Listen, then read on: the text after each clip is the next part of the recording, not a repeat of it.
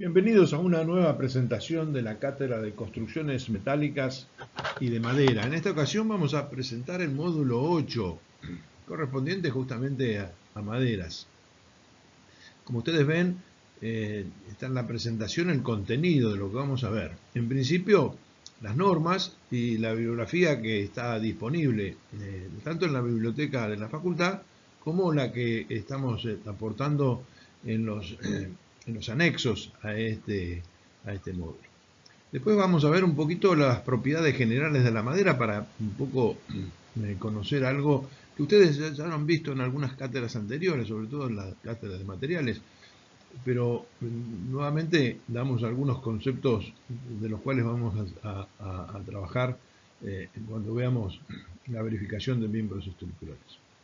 Y después alguna cuestión importante que ya desde este momento se lo quiero comentar, que es que en rigor hay dos etapas en esto de las verificaciones de estructuras de madera. La primera es clasificar la madera, es decir, saber con qué calidad de producto estamos trabajando. Y por eso justamente es el punto 3, normativas de clasificación de madera, cómo se clasifican las maderas, y para clasificar las maderas significa finalmente otorgarles unas capacidades resistentes. Y después en el otro punto, una vez que tenemos determinada la capacidad resistente de las maderas, bueno, cómo se dimensionan o cómo se verifican los miembros estructurales de madera. También vamos a ver algunas secciones típicas y los criterios que adopta la norma, el reglamento argentino, que es el CIRSO 601 del 2016. Y después el caso particular de las uniones. Bueno, todo esto es un poco lo que vamos a ver en este capítulo.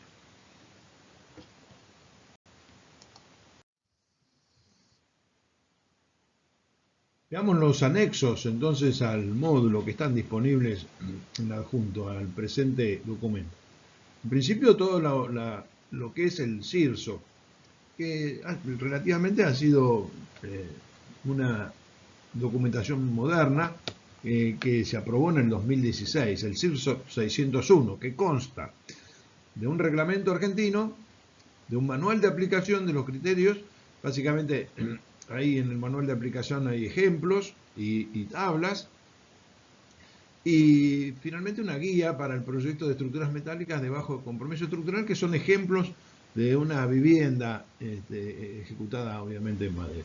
Esos tres documentos conforman lo que ustedes tienen disponibles en el CIRSO, pero también está acá como los anexos.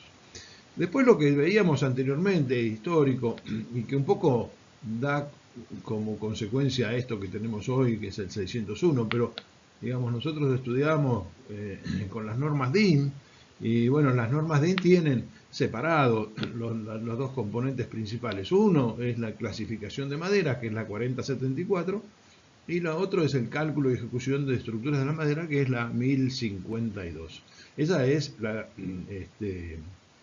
estructura normativa alemana, que después da un poco la creación del Eurocódigo.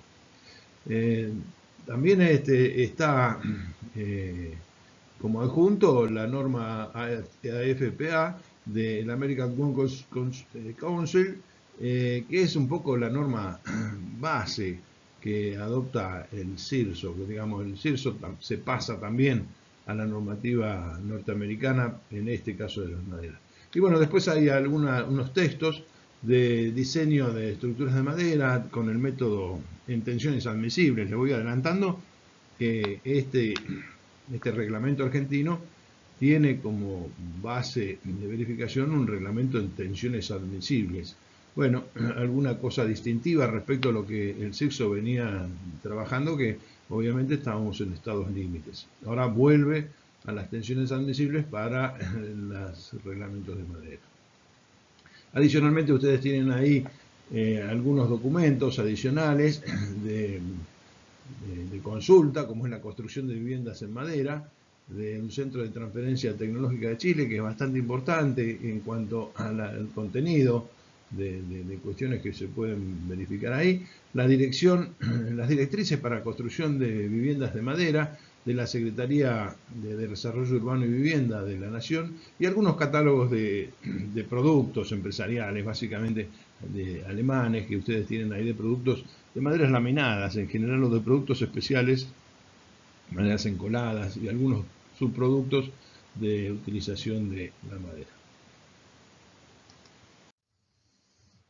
Dentro de la bibliografía, bueno, ahí había algunos apuntes que ustedes tenían en la cátedra de materiales, donde se veía el tema de madera. Supongo que esto se debe haber actualizado. Y bueno, ahí tienen el listado de estos apuntes de maderas.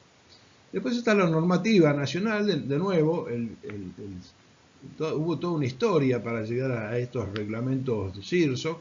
En el año 1990 se hizo un anteproyecto del reglamento del 601 y fue anulado porque no fue aceptada su contenido por distintas cuestiones.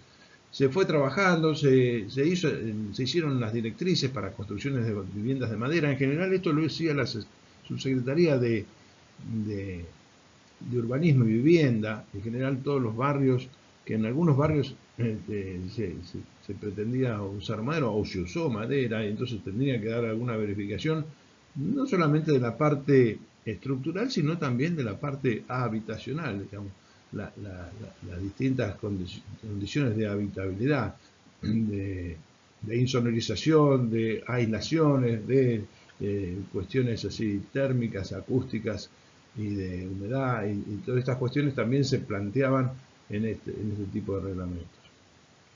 La ciudad de Buenos Aires en su momento se dio un reglamento de madera que también fue derogado.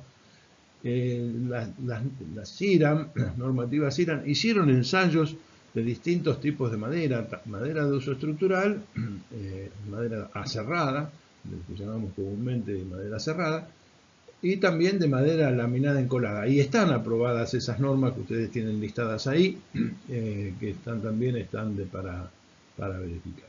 Después, en rojo están listados nuevamente el reglamento del CIRSOC 601 y el manual de aplicación y la guía. Y a nivel internacional, obviamente, de nuevo, tenemos la norma 4074, parte 1 y parte 2, clasificación de las maderas, la norma 1052 del año 98, diseño y construcción de la madera, en las dos etapas de estas que ya habíamos visto, el Eurocódigo 5, que es finalmente la evolución de estas normas DIN, y que la unidad económica europea lo adopta como una norma finalmente en estados límites, y el American Good Council, la NDS del 2005, que finalmente es la norma base que vamos a ver nosotros para el CIRSOC, que adoptó justamente el CIRSOC. Bueno, simplemente acá mostrarles los tres documentos que tenemos. El primero a la izquierda es el Reglamento Argentino de Maderas. Ahí está el contenido básico y los distintos capítulos y los suplementos. En los suplementos se traen las distintas calidades de las maderas que hasta ahora tienen clasificación.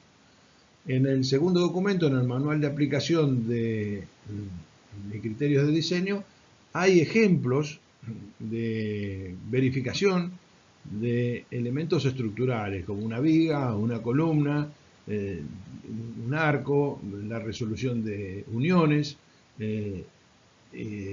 desarrollados, y cómo son toda la suerte de verificaciones que dicta el reglamento argentino de estructura de madera. Adicionalmente hay tablas que facilitan la ejecución de los cálculos.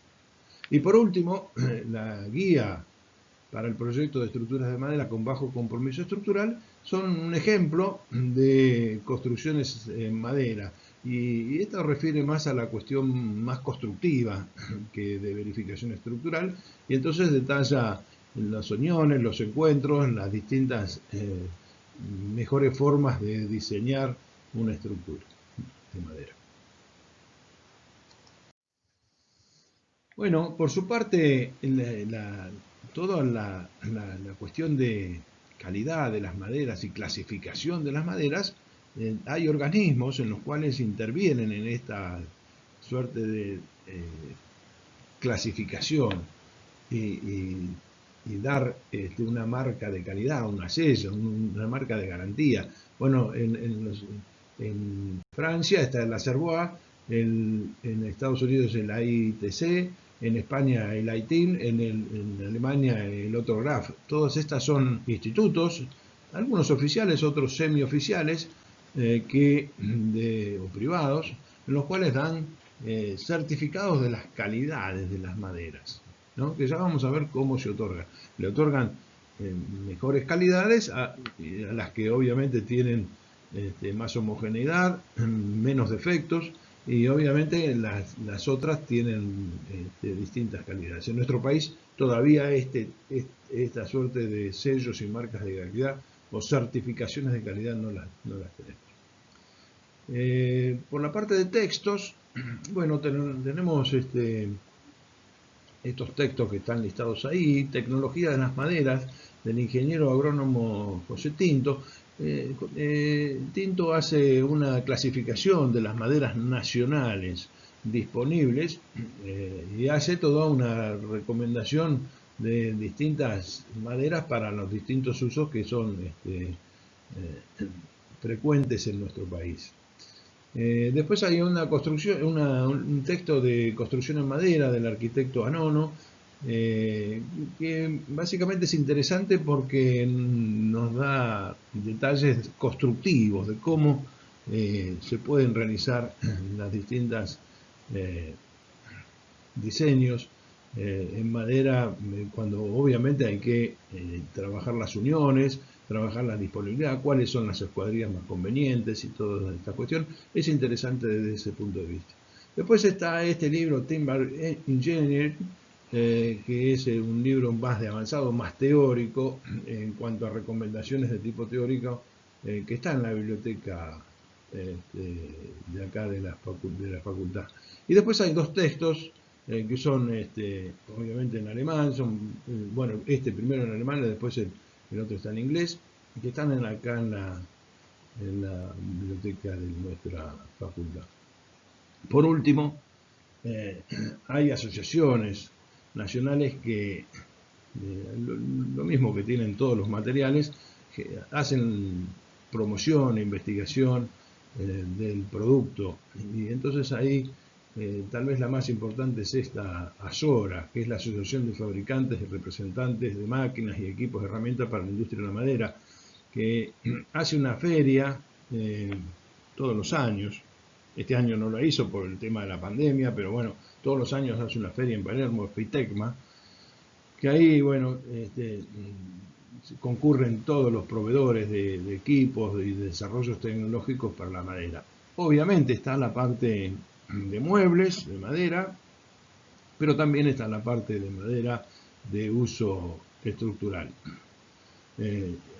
Obviamente se mezcla la cuestión comercial, pero también está la cuestión de producción y de investigación de tecnologías de las maderas. O sea que, bueno, esto es un poco también hay cuestiones de este tipo así a nivel internacional. Uno es German Timber, que es un fondo de promoción de la madera en Alemania y que promueve también acá en nuestro país, a través de esta RITIM, el uso de la madera y el desarrollo de la investigación de la madera.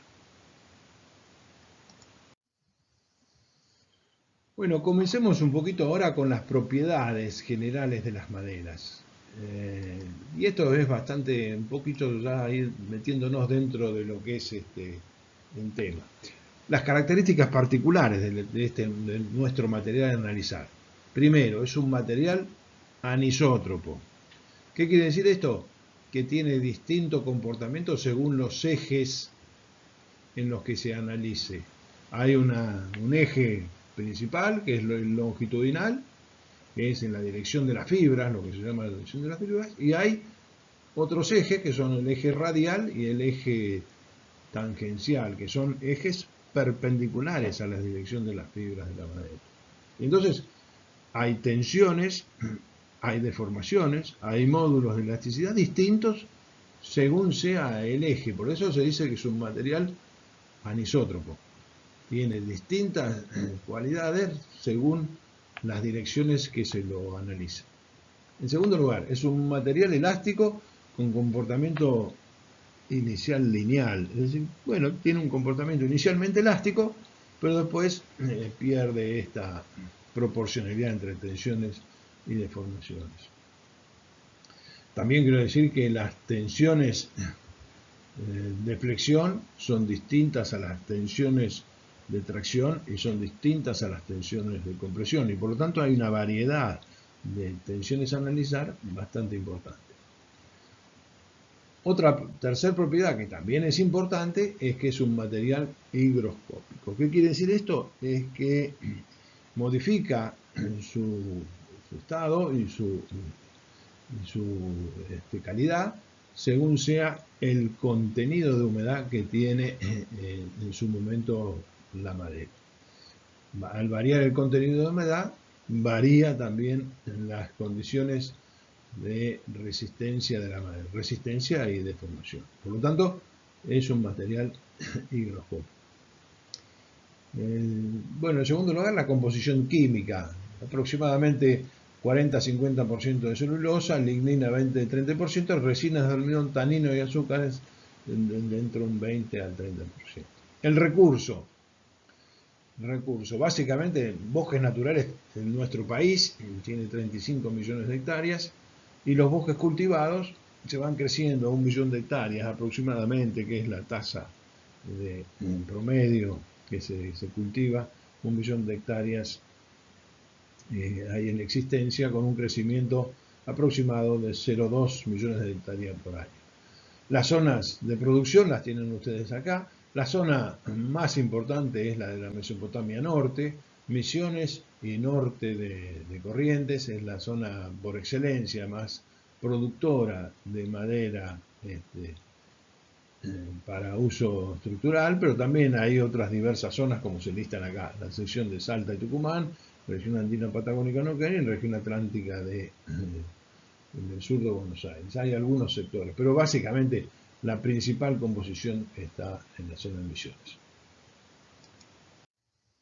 Vamos a ver ahora, dentro de las propiedades de las maderas, la trabajabilidad y las propiedades especiales. En principio, siempre se dice que la trabajabilidad tiene que ver con la densidad de la madera. Hay maderas blandas, más livianas, y hay maderas duras, más pesadas, y hay maderas obviamente intermedias entre esas dos, dependiendo de la especie y de otras condiciones. Y eso nos da también una medida de las posibilidades de resistencia al corte o hendibilidad, es decir, la necesidad de maquinarias más fuertes para determinados tipos de maderas, de distintas calidades de madera, y para maderas no solamente estructurales, sino a veces maderas para otros tipos de utilizaciones.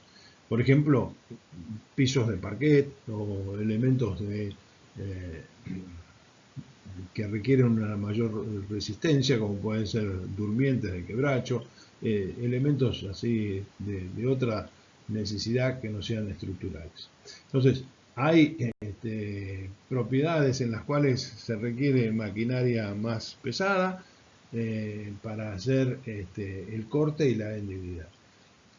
Hay maderas con mayor flexibilidad, con mayor facilidad de pulido, con distinto color, veteado e incluso olor. Pero lo que tienen las maderas que son aislantes eléctricos, acústicos y térmicos. Y esto es una función realmente importante para el uso en las estructuras de viviendas, básicamente. Dentro de las propiedades ecológicas, la madera es un material renovable. Se usa, bueno, obviamente el uso mismo hace la necesidad de generar estos bosques de cultivo. Se trata de que no consumir los bosques naturales, sino que fomentar el cultivo de estos bosques, y que después de un determinado periodo, que en general es relativamente largo, de 10 a 15 años de que las plantas se desarrollan, poder hacer el uso de estos bosques de cultivo. Los bosques de cultivo tienen un efecto benéfico respecto al efecto invernadero porque consumen el dióxido de carbono y liberan oxígeno, cosa que es importante para todas estas cuestiones medioambientales. En los bosques añejos, los bosques que no están conservados, los bosques que están abandonados, invierten este procedimiento anterior y entonces estos no brindan ese resultado positivo que rinden los bosques de cultivo. Vamos a estudiar ahora un poquito lo que es las enfermedades y defectos de las maderas. Entonces, vamos a ver en principio por su origen y estacionamiento. Tenemos en principio acebolladuras. ¿Qué son? La cebolladura es este defecto, esta grieta que se produce en los anillos de crecimiento del árbol, producto muchas veces de un viento fuerte, en lo cual produce esta rotura en algunas de estos anillos. Agujeros, que son productos, bueno, obviamente de insectos. Presencia de albura. La albura es la parte más joven, la parte perimetral, que todavía tiene un crecimiento y de alguna forma es más blando y entonces de alguna forma tiene una menor resistencia para su utilización. El desvío de las fibras, el desvío de las fibras respecto al crecimiento del árbol, las grietas, ya se ven alguna suerte de grietas, crecimiento desigual de una zona respecto a otra, nudos, que son de alguna forma irregularidades locales que presentan discontinuidades en la madera. También tenemos por agentes biológicos, manchas, podredumbres, básicamente de hongos, ¿cierto? Agujeros de insectos. Bueno, todas estas son enfermedades y defectos. Por defectos de la manufactura, del corte, de los cortes y del procesamiento de la madera. Abarquillado, acanalado, combado, curvado, arriberado. Bueno, algunos de esos están acá mostrados.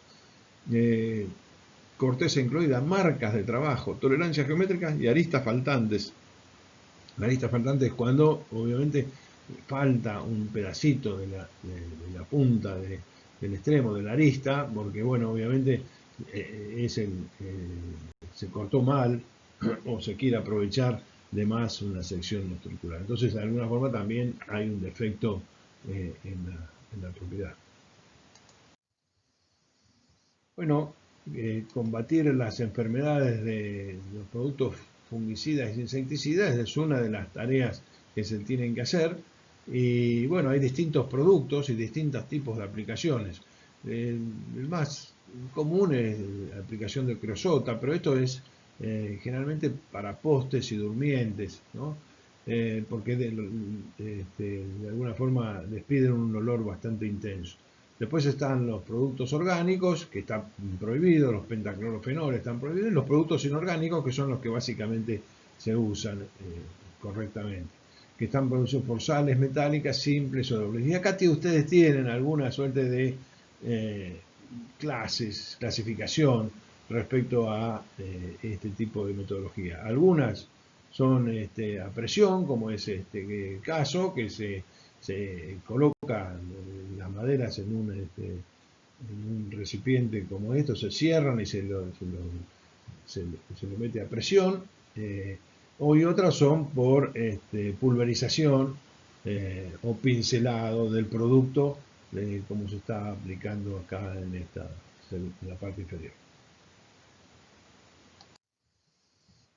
Las tareas de secado de la madera también tienen una importancia grande respecto a la calidad final del producto. Ustedes tienen los secados naturales o los secados artificiales. Obviamente los secados artificiales tienen un costo adicional, pero de alguna forma tienen una rapidez de ejecución y un mejor control de la calidad final de la madera. Muchas veces estos secados rápidos pueden producir en condiciones de extremas temperaturas, bueno, deformaciones importantes en la madera y que bueno, la hacen inutilizar o le bajan su calidad. En los casos que tengamos algún secado artificial más controlado, más adecuado, podemos tener mejores calidades finales. Vamos ahora a empezar a ver cómo es la clasificación de las maderas. Y arrancamos por una clasificación que daba antiguamente la norma 4074. No es la que vamos a usar nosotros, pero es muy parecida en cuanto a la concepción de la clasificación. La norma DIN 4074 clasifica maderas macizas en estas tres categorías. Las coníferas, que son los pinos elevados, categoría NH las denomina, y las designa en tres calidades distintas. Una calidad muy buena, una calidad normal y una calidad regular, en función de estos coeficientes S13, S10 y S7, que expresan de alguna forma la calidad en resistencia de los valores de las tensiones de flexión máximas. Este es correspondiente a 70 kilos por centímetro cuadrado, este 100 kilos por centímetro cuadrado, este 130 kilos por centímetro cuadrado de tensión máxima admisible para cada una de estas calidades. Adicionalmente, clasifica a las maderas laminadas con la categoría de BSH, en donde las maderas laminadas, que ya vamos a ver cómo son este tipo de secciones, se utilizan exclusivamente las mejores calidades, las calidades 1 y calidades 2, es decir, la S13 y la S10. Y finalmente, los árboles clasificados en latifoliadas, que son los árboles de hojas caducas, que los denomina LIH, los clasifica según el grupo de especie. Y los clasifica según el grupo de especie en estas categorías A, B y C, y les asigna una resistencia de calidad media. Bueno, esta es la forma de clasificación que utiliza la 4074, en el cual para cada una de estas clasificaciones le asigna tensiones admisibles para el estado principal de cargas. Esto es lo que hacía la norma 1052. Entonces, para tensiones de compresión perpendiculares al grano, para tensiones de compresión paralelas a la fibra, para tensiones de flexión, para tensiones de corte, nos dan esta batería de información que ya la vamos a ver más adelante. Entonces hay una cantidad muy distinta de tensiones en función de una misma madera. Flexión, tracción paralela, tracción perpendicular, compresión paralela, compresión perpendicular, corte puro, corte por flexión y corte por torsión. En esta fotografía acá abajo a la derecha se observa cómo los aserraderos le dan una configuración a los cortes de modo de obtener las mejores escuadrillas para las distintas utilizaciones que se deben realizar. Tablas, perfiles y elementos menores de madera. Todas son, en este caso, todas son maderas macizas aserradas, y así se lo denominan, maderas macizas aserradas. ¿Cómo clasifica entonces la norma 1052? A partir de estos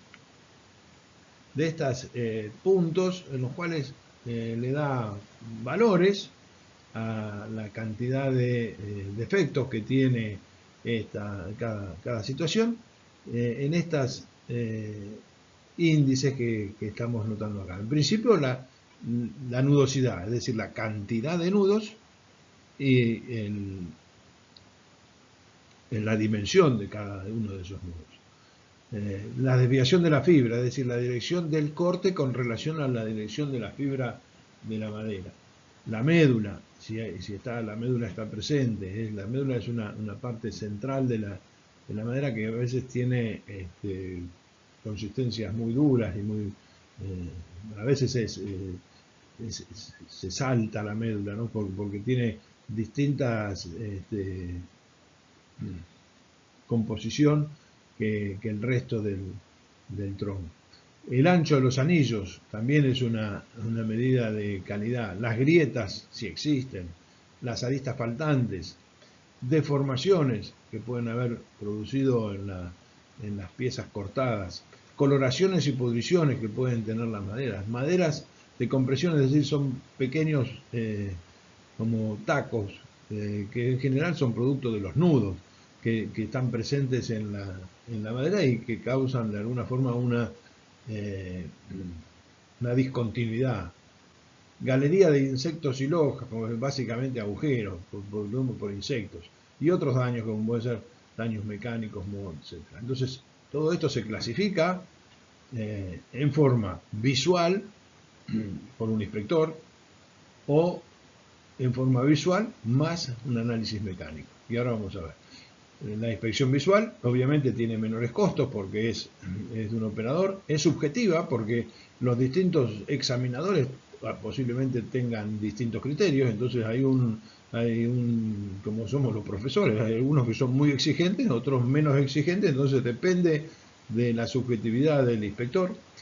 Se subestima la calidad porque en general lo que se observa es lo superficial, no se puede apreciar obviamente lo interno de sobre todo en aquellas escuadrías que son relativamente importantes y son justamente para espesores pequeños. Cuando una clasificación un poquito más con mejor calidad, obviamente es la que se suma a la mecánica. La inspección mecánica son estas máquinas que hacen un análisis por rayos X y que en general lo que miden es la densidad y la uniformidad de la pieza. Entonces se va ingresando las piezas en esta entrada y se pasa como un escaneo y un análisis por rayos X, y acá hay una cantidad de máquinas que prestan este servicio y con sistemas computarizados nos dan de alguna forma la uniformidad de las piezas. Bueno, y ahí tenemos un análisis un poco más riguroso. Obviamente estas máquinas todavía no están en nuestro país, estas máquinas son clasificaciones hechas en Alemania, en Francia, en Estados Unidos, que tienen estas normativas y tienen estas disposiciones de calidad. Bueno, para analizar una suerte de clasificación de una madera aserrada, acá tenemos de calidad S7, los criterios de clasificación están descritos acá. Entonces, todos estos puntos, la nudosidad, por ejemplo, tiene un tamaño determinado, una cantidad determinada, las grietas tienen una determinada posición, la arista faltante tienen bueno, los valores límites, bueno, y los distintos criterios para aceptar o no aceptar los defectos.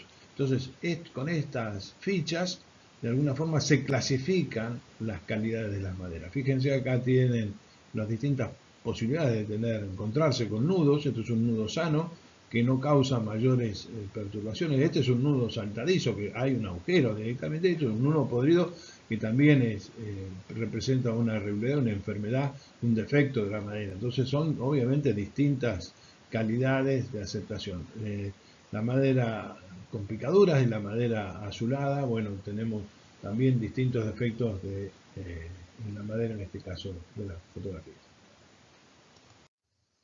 Cuando la calidad es creciente, bueno, las rigurosidades de los valores límites son mayores, entonces esta es la clasificación para la calidad S10, los valores acá de las clasificaciones son más exigentes y por lo tanto nos dan y nos otorgan una mejor calidad.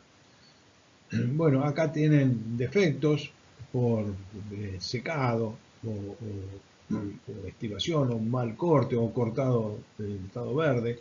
Este es en general el abarquillado. Esta es la arista faltante que habíamos notado. Este es el arqueado. Son todas deformaciones, estas, las extremas al menos, son deformaciones muchas veces por el secado. Una vez que está clasificada la madera, bueno, se pueden obtener las distintas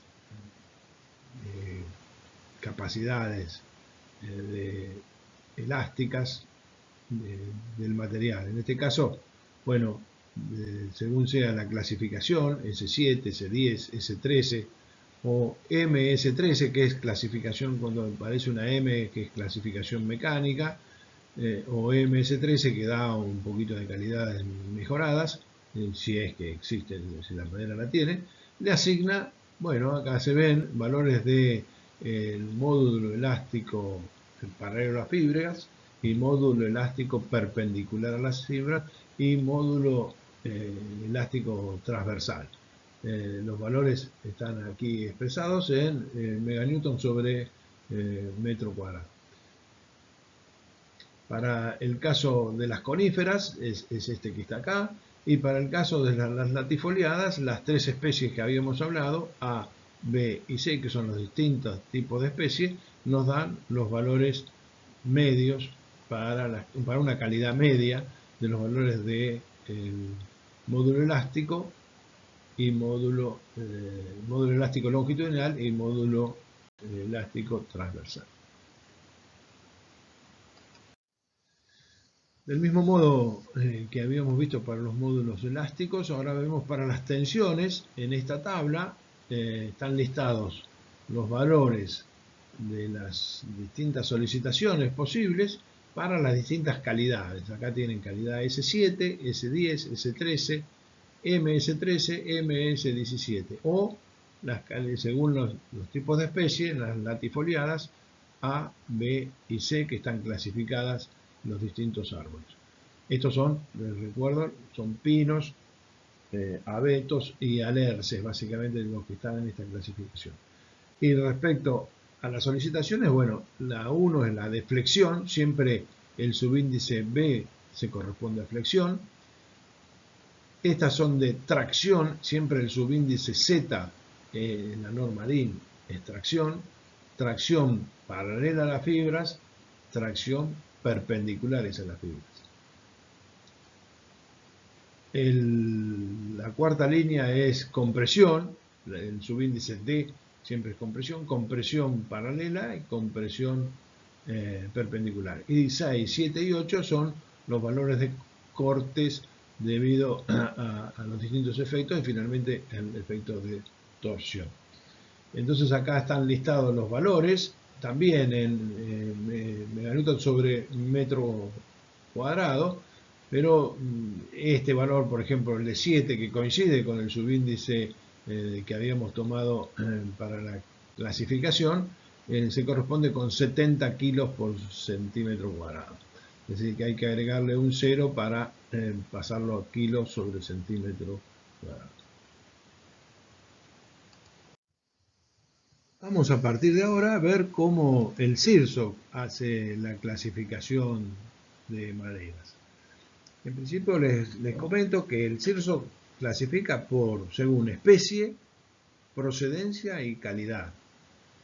Especie, bueno, acá tienen esta araucaria, que es denominada vulgarmente pino paraná, de la localidad de Misiones.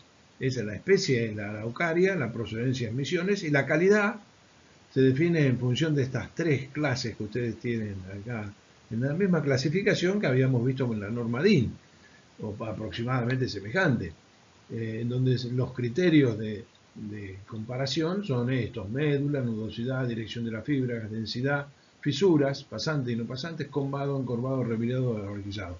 Todas estas tienen tolerancias y según sea esa clasificación ingresan en la calidad clase 1, clase 2 o clase 3. Bueno, ¿qué nos ocurre con esto? Que bueno, el CIRSO ha clasificado algunas pocas maderas, lo vamos a ver, la del pino paraná, pino heliotis y eucalipto, exclusivamente estas tres. Se supone que con el tiempo el CIRSO va a clasificar más maderas, pero por ahora hay estas tres. Entonces, ¿qué ocurre con aquellas maderas que no están dentro de esta clasificación? Y bueno, tenemos que volver a la norma DIN con la clasificación anterior para las especies que no tengan esta clasificación, o para la procedencia que no tengan esta clasificación, porque les reitero, estas tablas son para la especie, procedencia y asignar calidad.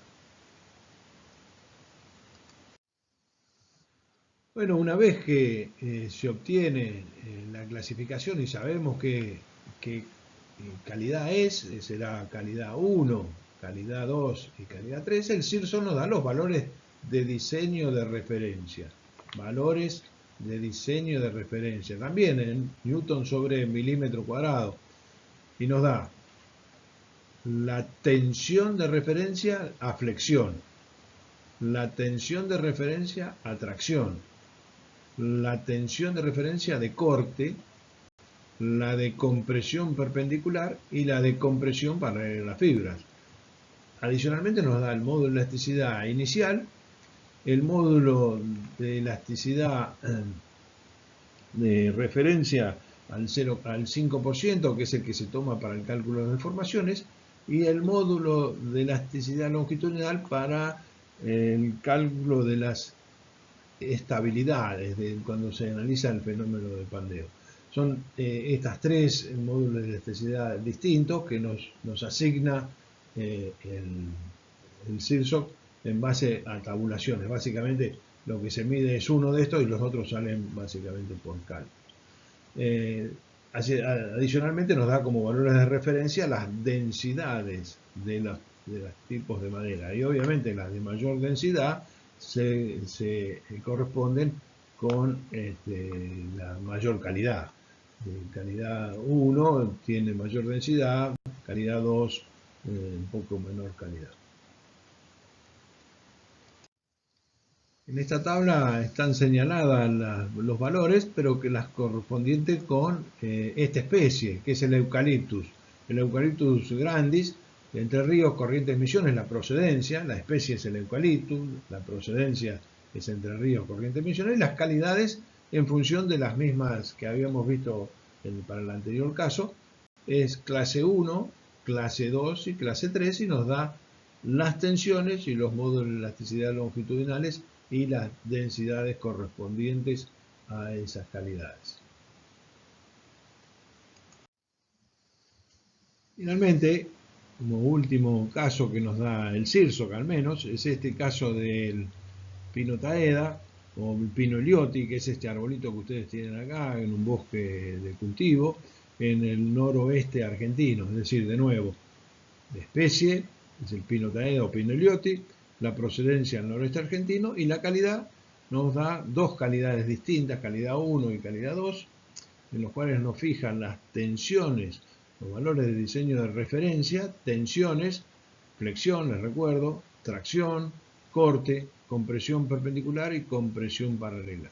Y además los módulos de elasticidad longitudinal, el inicial al 5% y el que se usa para los fenómenos de estabilidad. Adicionalmente, los valores de la densidad en función de la resistencia, que es un poquito siempre superior, el de mayor calidad por tener mayor densidad. Les recuerdo que el CIRSO clasifica estas tres especies: el pino taeda y elioti, el eucalipto y el pino paraná. Cuando tenemos un caso de maderas que no concuerdan con estas especies o con esta procedencia, bueno, tenemos como solución volver a la norma DIN y clasificar o dar valores tensionales de acuerdo a lo que nos asigna la norma DIN, que era lo que hacíamos antiguamente. Y si no, esperemos que obviamente el CIRSOC o las instituciones como el IRAN vayan fijando de a poco los valores en los cuales las maderas nacionales tengan estas clasificaciones a mano para poder utilizarlas. Vamos a comenzar ahora a ver los miembros estructurales de madera. Y arrancamos con las secciones convencionales de madera, que son las secciones denominadas aserradas macizas. Son las que se ven acá. Y son secciones de madera que se obtienen de los cortes de árboles de acuerdo a los cortes que se practican. Este tipo de secciones se mide obviamente con sus dos lados, el ancho y la altura, B y H, medidos en pulgadas. Todavía se conserva esta dimensión como de uso corriente. Se mide en pulgadas lo que se llama la escuadría de la sección. Por ejemplo, esta pieza relativamente importante es de 4 por 12 pulgadas, que es una viga, ¿no? Como pieza principal. Y bueno, hay piezas menores, casi no estructurales, como pueden ser este listón de 2 pulgadas por 2 pulgadas, que básicamente estos listones son clavaderas para chapas, son prácticamente ni son estructurales. Entonces, de alguna forma hay un vocabulario referido a los tipos de secciones que se usan. Y acá están listadas. Listón es aquella pieza menor cuyo ancho es inferior al doble de la altura, es 2 por 2. Cabio, pieza de madera flexada que sigue la pendiente del techo. El cabio puede ser la pendiente del techo, un techo de teja, tiene una dirección inclinada. En cambio, la correa también puede ser de la misma sección, la misma escuadría, pero su disposición es tal que es horizontal, es decir, es perpendicular a la pendiente del techo. Los puntales se denominan aquellos miembros en los cuales se trabaja con presión. En general, el más usado es el 4x4, pero puede haber obviamente secciones diversas de estas. El tirante es una pieza que en general trabaja a tracción, y su uso es de 3x4. Tablón son aquellas piezas en las cuales una dimensión es mayor que la otra. 2x2 es el tablón típico, y las tablas de 1x6. Es la tabla típica. También de media y de 3/4 pulgadas también son de uso corriente, supuestamente para machimbre o entretechos. Ya estas no serían estructurales. Las vigas son aquellas piezas de escuadría relativamente importante, de por ejemplo 3x8 o más avanzada como esta que se ve acá 4x12. O sea, toda esta sección son elementos que se van a usar para someterse a flexión, y por eso se los denomina vigas de madera de secciones aserradas. Bueno, algunas características de este tipo de secciones aserradas macizas. La comercialización, así en cantidad, se realiza por lo que se denomina el pie cuadrado. El pie cuadrado es una pieza de madera de 12 pulgadas por 12 pulgadas por 1 pulgada de espesor, es lo que se denomina por pie cuadrado, y se comercializa por esta cantidad. Entonces uno mide la dimensión volumétrica en un camión y determina la cantidad de pie cuadrados, y por eso básicamente se comercializa en cantidad. Las limitaciones que tienen las piezas aserradas, las vigas o los elementos aserrados, obviamente son el tamaño. Cada vez hay más restricciones en cuanto a las escuadrías importantes. Cuando uno requiere o necesita una viga importante, hay limitaciones respecto al stock de escuadrillas importantes. Y también, obviamente, sucede lo mismo en las longitudes. Hasta 6 metros de longitud, bueno, se puede encontrar en el mercado piezas de madera, pero ya después de 6 metros es un problema. O sea, las limitantes tanto de escuadrillas como de longitudes son una limitante para este sistema, y en ese caso, si realmente debemos insistir en colocar en la estructura de madera, debemos recurrir a otro tipo de tipología estructural, como puede ser las secciones compuestas continuas encoladas, que las vamos a ver a continuación de esto. Bueno, para mejorar la terminación, para hacer una terminación a la vista, lo que se suele hacer es cepillarle para que quede, como se ve acá, esta cubierta de techo a la vista con una mejor estética y apariencia, y eso disminuye un poquito el espesor total de en 1,5 milímetros aproximadamente por cara de espesor que se cepilla. Puede también colocarse sin cepillar, obviamente cuando va cubierto por un cielo raso, está de alguna forma no a la vista. Pero bueno, en general, si se requiere a la vista, hay que proceder al cepillado. Otro tipo de tipología de secciones estructurales son las que se denominan secciones compuestas continuas. Compuestas porque están formadas por más de una sección, como se ve acá. Dos secciones que tienen una cara común que se ha encolado, en este caso 3 secciones. ¿Qué es lo que hacen? Bueno, se aumenta la escuadría de la viga o del elemento estructural que requiere, en estos casos la escuadría, en otros casos la longitud. Finalmente, bueno, estos todavía no han ingresado muchos en el mercado, pero las laminadas que vamos a ver posteriormente sí, sí se comercializan. Bueno, son sistemas industrializados, no pueden ser sistemas como que se ve acá en esta fotografía, en las cuales, bueno, hay formatos artesanales para resolverlo. En realidad se trata de que se hagan cumplimentando determinadas normas de fabricación, que ya la vamos a ver más adelante, pero lo que se consigue finalmente es que esta sección en la cual se produce la unión entre los dos elementos estructurales no modifiquen la capacidad final del resultante de la pieza. Por lo tanto, que la criticidad no pase por la unión, sino que siga manteniéndose la misma resistencia que tienen las secciones normales aserradas. Aquí entonces sí tenemos las secciones que se comercializan en nuestro país, que son las secciones compuestas continuas de secciones laminadas, en las cuales, bueno, se aumenta la escuadría disponiendo secciones de esta forma, encolando para obtener una mayor altura y teniendo también una mayor longitud. En general se utilizan maderas de buena calidad para realizar este tipo de ejecuciones y se resuelve el problema de la escuadría.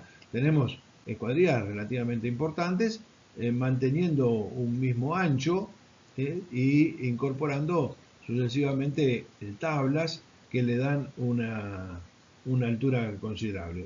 Ejemplos de estos hay por ejemplo, en la Facultad de Arquitectura de acá de la Universidad Nacional de La Plata, hay vigas de este tipo hechas en alturas de 70, 80 centímetros con anchos de 15, 18 centímetros y que cubren luces perfectamente de 15 a 18 metros.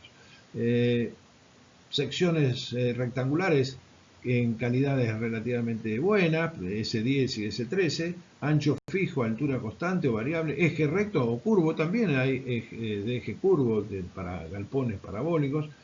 Los espesores de las láminas estos espesores están en el orden de 20 a 45 milímetros, tiene uniones longitudinales, o sea que también se puede conseguir longitudes importantes, teniendo la precaución de que las uniones longitudinales no hacerlas en la misma sección transversal, sino que ir de alguna forma cambiando la posición de las terminaciones de las secciones para que no quede debilitada una sección transversal. La metodología es la aplicación de un adhesivo aplicado a presión a 10 o 15 kilos aproximadamente durante 12 horas y el proceso es un cepillado de la cara previo, un encolado, prensado, corte y estiba. Todos estos procesos tienen certificación de sellos de calidad y acá en el país hay una norma IRAM que de alguna forma también da indicaciones respecto a cómo se debe industrializar este tipo de secciones estructurales. Continuando con las secciones compuestas continuas de vigas laminadas, acá tienen una fotografía de lo que es una unión finger joint, es decir, las uniones longitudinales. Se usa este tipo de unión para obviamente aumentar la superficie de adherencia, se encola y entonces esta sección tiene y garantiza la misma condición que garantiza el resto de la madera, o sea que la rotura no se va a producir en la unión, sino que se va a producir en la madera. La elaboración de la madera encolada, acá se ve, por ejemplo, un detalle constructivo. Uno tiene una madera, trata de quitar las zonas que están defectuosas, como puede ser un nudo, hace las uniones finger joint y le aplica esta unión longitudinal. Este es un empalme longitudinal normalizado que se denomina, vuelvo a repetir, finger joint. Bueno, finalmente se consigue tener estructuras o elementos estructurales que puedan, en una longitud relativamente importante y en una escuadrilla importante, resolver los problemas con la misma madera. Otros tipos de secciones estructurales que se comercializan y están tipificados por la norma DIN son estas secciones. También son secciones compuestas continuas, es decir, a semejanza de lo que es el perfil T, se disponen tres secciones de madera de esta forma y se formalizan uniones que pueden ser encoladas, pero también pueden ser con elementos metálicos para dar una capacidad resistente mayor, obviamente, a la sección individual. Se pueden proceder de esta forma. Esta otra forma también es bastante común, o estas cuatro formas son las que están tipificadas por la norma DIN. Otro tipo de solución son las de secciones de tableros compuestas, es decir, colocar un tablero como alma de la sección y a los cordones tanto comprimidos como traccionados colocarles maderas aserradas unidas convenientemente, que ya vamos a ver cuando estudiemos uniones, cómo es la resistencia que tienen que tomar este tipo de uniones que se localizan en este sector. Bueno, finalmente son todas soluciones, secciones compuestas continuas, porque de alguna forma la unión que se formaliza entre los distintos elementos que componen la sección tiene una continuidad longitudinal en la sección estructural. Otro tipo de elemento estructural muy común utilizado en las estructuras de madera son las famosas cabriadas, que son secciones compuestas pero discontinuas. O sea, la unión se hace en tramos discontinuos y le otorgan relativamente rigidez. Se usan obviamente para cabriadas. Y las cabriadas, bueno, tenemos de tipo triangular, con distintas configuraciones, con montantes y diagonales, con diagonales solamente, a un agua, a dos aguas, bueno, de diversas secciones como todos ustedes están viendo acá.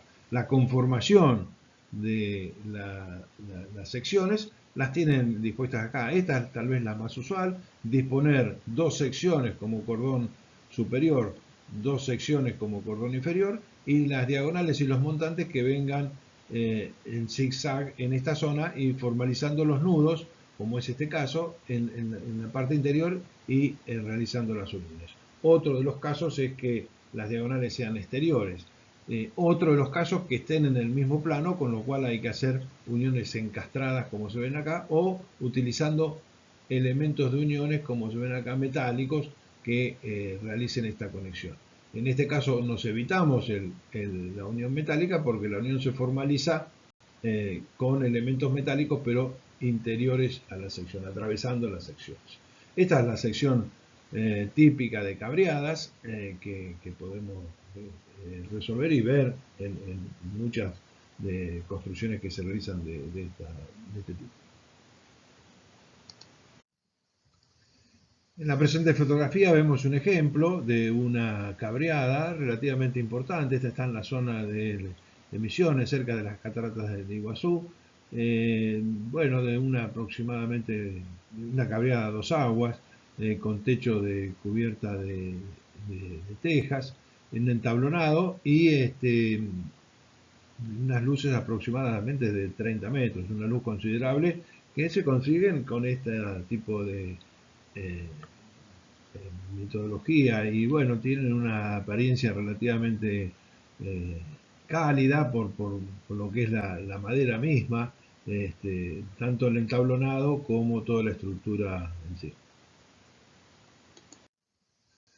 Para el caso de elementos comprimidos, como se ve acá, las soluciones, después que se agota la capacidad de una sola pieza, lo que se puede hacer es secciones compuestas discontinuas, como se ve acá.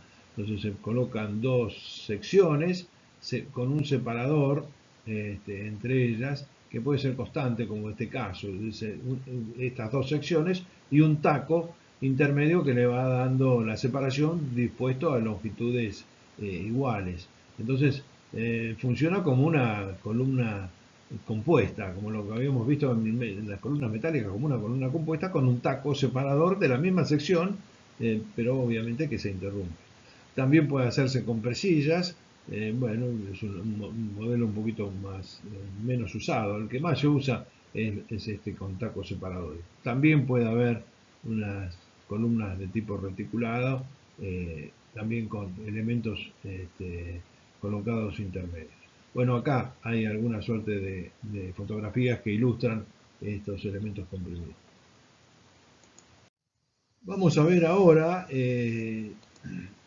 cómo es el diseño de secciones de madera según el CIRSOC 601. En esta portada estamos mostrando una cabreada tensorada, articulada en el centro del tramo y atensorada. Y bueno, la calidez que da esta sección de madera, de sección curva, sección rectangular, pero eje curvo, con el entablonado de madera y la sección de madera. Bueno, la apariencia es bastante interesante y bueno, eh, da soluciones para este tipo de gimnasio, como es este caso. Vamos a ver ahora cuáles son los principios generales del diseño de secciones de madera según el CIRSOC 601 del 2016. En principio el alcance, a qué estructuras se tiene como objetivo especificar. En principio el diseño de construcción de estructuras para edificaciones de obras civiles con madera cerrada, fíjense la distinción, madera cerrada, madera laminada encolada y productos derivados de la madera. En estos productos derivados de la madera están la parte de fenólico, los productos industrializados de la madera. O sea, tenemos los tres, la madera cerrada, que es la madera común, la madera laminada, que la acabamos de ver las distintas particularidades, y los productos derivados de la madera, incluyendo los requisitos del comportamiento mecánico y la durabilidad. Y además las uniones. O sea, abarca todo esto. No abarca, por ejemplo, puentes. Puentes de madera no tiene ese alcance. Emplea un formato de tensiones admisibles. ¿Qué quiere decir? Que hay que verificar la tensión máxima y contrastarla con la deformación admisible. En los distintos casos puede ser una tensión normal o puede ser una tensión tangencial. Puede ser una tensión de flexión, una tensión de tracción, una tensión de compresión, y cada una de ellas hay que verificarlas con sus correspondientes tensiones admisibles. O sea, el formato es ese. La tensión admisible tiene que ser siempre superior a la tensión máxima. Clasifica las acciones en permanentes, es decir, las que no varían en el tiempo, las cargas muertas, ¿no?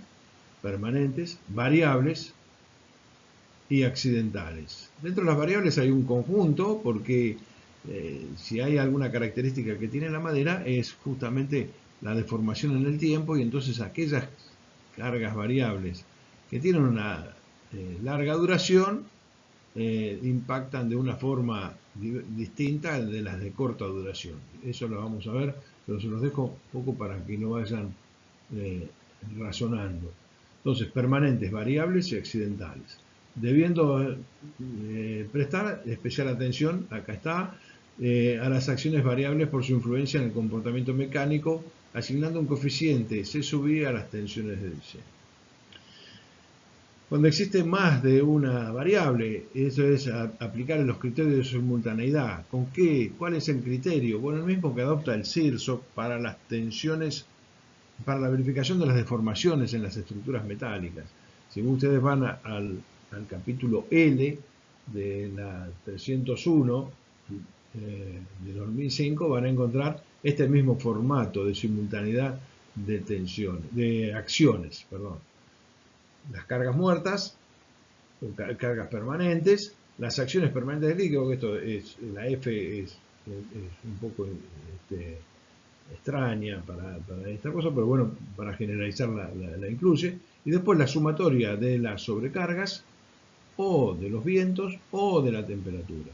Alguna de estas, la máxima. Se suman sin distinción, sin disminución. O cuando se empiezan a combinar, cuando se combina sobrecarga más viento, o viento más temperatura, o sobrecarga más temperatura, de alguna forma el coeficiente de simultaneidad es 0,7. Y se lo suman las tres posibilidades, sobrecarga, viento y temperatura, se lo multiplica por 0,6. Esta es, de alguna forma, el esquema de simultaneidad que presenta esta norma, distinto al que habíamos visto para las construcciones metálicas. Continuando con la síntesis que estamos haciendo respecto a la verificación por el método CIRSOC 601, vemos que las normas IRAN, que están vigentes a la ejecución, en la fecha de ejecución del proyecto, se han incorporado como normas de aplicación. Bueno, hay una cantidad de normas referidas a maderas aserradas y maderas encoladas, que ustedes las tienen ahí, la 9660, la 661, 662, los valores característicos, propiedades mecánicas, clasificación y requisitos de la madera aserrada 9670, son incorporadas dentro digamos, las maderas con sus características aceptables. Pero además, en los suplementos se dan las tensiones de diseño de referencia, F, que son las que fija la norma. Es decir, de alguna forma se ha tenido en cuenta todo lo que se había ejecutado hasta el momento de las normas IRAN, pero se reconoce después, en paralelo, lo que manda un poco la norma base, que es estos suplementos en los cuales están fijadas básicamente las tensiones de diseño de referencia. Tengamos claro esta definición, tensiones de diseño de referencia F, para la combinación especie, procedencia y grado de calidad que habíamos visto en los capítulos anteriores. Para maderas aserradas, S1, maderas laminadas, encoladas, S2, miembros de sección estructural, S3 y uniones mecánicas. Esto lo tenemos en los suplementos. ¿Dónde están los suplementos? En la parte final del CIRSOC 601, del cuerpo principal del 601. Para la verificación de resistencias, tenemos que hacer la comparación entre la tensión máxima y la tensión de diseño ajustada. Esto es, la verificación F máxima, este es el formato de diseño por resistencia. La primera verificación que hay que hacer es resistencia, y resistencia se verifica comparando tensiones. Y justamente se fija este valor F para no asociarlo ni a una tensión tangencial ni a una tensión normal. Entonces se pone ese valor F, en los cuales esta es una tensión solicitante, la de la izquierda, la F máxima, y esta es una tensión resistente, ajustada. Fíjense que acá dice tensión de diseño ajustada, y por eso aparece la F'. ¿Y cuál es la relación que tiene F' con la tensión de diseño de referencia? Es lo que vamos a ver más adelante, que es todos estos coeficientes. Pero continuemos con el segundo formato de verificación, que es siempre, hay un formato de resistencia y hay otro formato de deformación. Entonces, el formato de deformación dice que las deformaciones calculadas no deben superar las deformaciones admisibles. Eso está planteado. Delta F menor que delta admisible. Entonces, estos dos son los formatos de verificación en términos de tensiones admisibles. Vuelvo de nuevo entonces a dónde salía la tensión de diseño ajustada. Es la tensión de diseño de referencia F multiplicada por todos estos coeficientes, 7. Estos 7 coeficientes. Y ahora vamos a ver cada uno de ellos cuál es su simbología. El C sub D es el que tiene en cuenta la duración de la carga. El C sub M la condición de servicio. El C sub T la temperatura. El C sub L la estabilidad lateral de las vigas. El C sub F el tamaño de la sección que estamos analizando. El C sub R la distribución lateral de cargas. C sub P, estabilidad en miembros comprimidos. O sea, esta tensión de diseño de referencia F se multiplica por todos estos factores, muchos de los cuales son nulos, ya lo vamos a ver según el caso, para obtener la tensión de diseño ajustada. F', que es la que compara las resistencias. Bien, en esta tabla estamos viendo cómo se obtienen las tensiones de diseño ajustadas. Estas, las F', F'B, F'T, F'B corta, F'C y así sucesivamente, e incluso los módulos de elasticidad ajustados.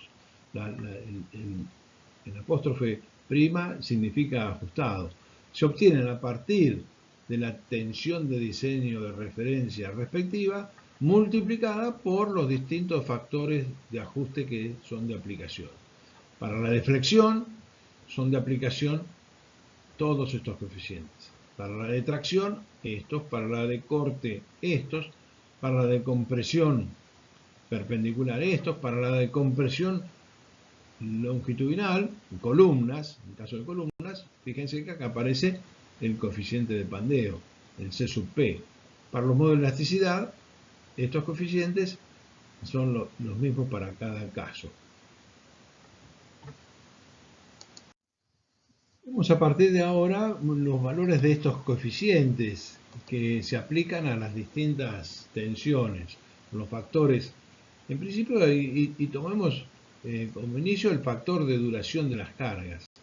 En general vemos que la duración de la carga es, la madera resiste más a las cargas con menos duración. Las cargas instantáneas, la madera es más resistente que a aquellas cargas que tienen alta duración. Y por lo tanto, afectan el coeficiente C sub D, afecta a la tensión, de modo de valorizar cuánto es la duración de la carga.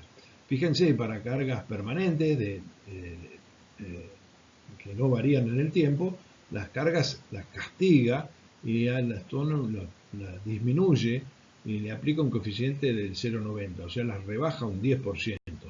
Mientras que la que tiene una duración normal, que son las sobrecargas de uso, son un coeficiente 1, y aquellas que son instantáneas para estar en el otro extremo, como una carga accidental, o el viento, que es una carga que sucede en las ráfagas más intensas, sucede en poco espacio de tiempo, les adjudica una resistencia adicional bastante importante, el 60% o el 100% en este caso. Este es el coeficiente de duración de carga. Si hay distintas cargas y analizamos distintas cargas, bueno, se toma el C sub D correspondiente a la carga de menor duración, está dicho acá abajo respecto a este tipo de coeficiente, cuando hay simultaneidad de cargas. Bueno, un segundo coeficiente, el coeficiente C sub M, tiene en cuenta la condición de servicio, es decir, cómo va a estar expuesto. Si la madera está en su vida útil en una condición en la cual se corresponde con un espacio cubierto, donde la humedad promedio es del orden del 16% y no se sobrepasa el 19%, bueno, no hay coeficientes de aplicación. Ahora, si la madera, si la estructura está implantada en algún lugar muy húmedo o se utilizó en estado verde o incluso está en contacto con el suelo o está a la intemperie en regiones húmedas, se aplica un coeficiente de castigo de alguna forma de las distintas tensiones que acá están expresadas. Para la tensión de flexión un 15%, para la de tracción nada, para la de corte un 3%, para la de compresión bastante, acá el 67% y acá un 20%. Bueno, estas son de alguna forma los valores de C sub M por la condición del servicio que tiene la estructura, en algunas zonas desfavorables.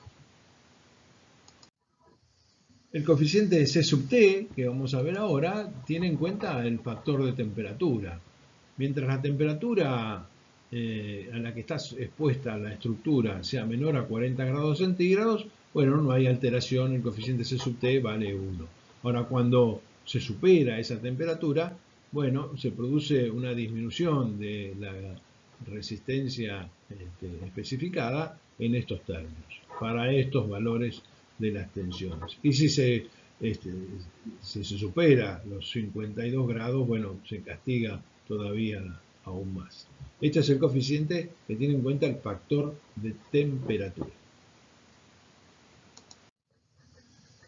Ahora vemos el coeficiente C sub L, que es el factor del pandeo lateral. Este coeficiente se aplica en vigas flexadas, las cuales, bueno, como hemos visto en las estructuras metálicas, depende de la longitud libre de arrostramientos. Entonces aparece acá una longitud efectiva de pandeo que tiene en consideración la disposición de apoyo, pero también la disposición de cargas que hay que determinarla. Y obviamente también el pandeo lateral dependía de la esbeltez, de la relación altura respecto al ancho de la pieza. Si tenemos piezas muy altas y delgadas, bueno, obviamente podemos tener un pandeo lateral en vigas. Ahora, si la viga es cuadrada, digamos, la relación de lados 1 a 1, seguramente no vamos a tener pandeo lateral. Entonces, aquí están expresados en función de este factor RB, que es la raíz de la longitud efectiva, D es la altura y B es el ancho. Este es factor RB. Entramos en este factor RB y determinamos para cada tipo de madera los valores de C sub L.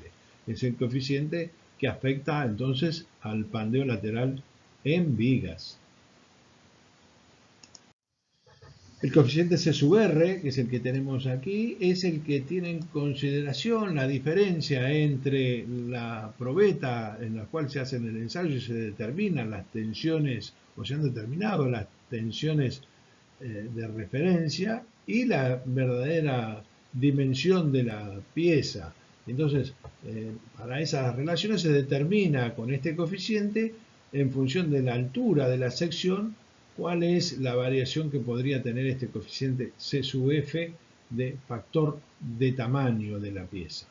C sub F no puede ser mayor al 30%. Otro factor de aplicación en vigas, cuando las vigas se disponen en forma adyacente unas a otras, aparece una suerte de disminución de las cargas por acompañamiento de las acciones de factor de distribución lateral de las cargas, C sub R. ¿Esto qué quiere decir? Que cuando se deforma esta viga, y existen vigas adyacentes que pueden tomar alguna proporción de la carga en función de que esto finalmente trabaja como una placa. Bueno, las vigas adyacentes acompañan el esfuerzo y entonces se puede adoptar un coeficiente de mayoración de la tensión del 10% como se ve acá. Finalmente, el coeficiente C sub P es el coeficiente que tiene en cuenta el pandeo de las piezas. Si tienen en cuenta la relación de esbelteces, y obviamente la relación de esbelteces tiene que ver con las longitudes libres de arrastramiento respecto a los radios de giro respectivos. Entonces hay que analizar los distintos ejes y finalmente sacar este coeficiente C sub P. Para facilitar la tarea de obtener el coeficiente C sub P, bueno, ya vienen las tablas determinados en función de la relación de esbelteces. L sobre D directamente, no interviene el radio de giro, sino la sección transversal. L es obviamente la altura de la pieza y D es el lado. En función de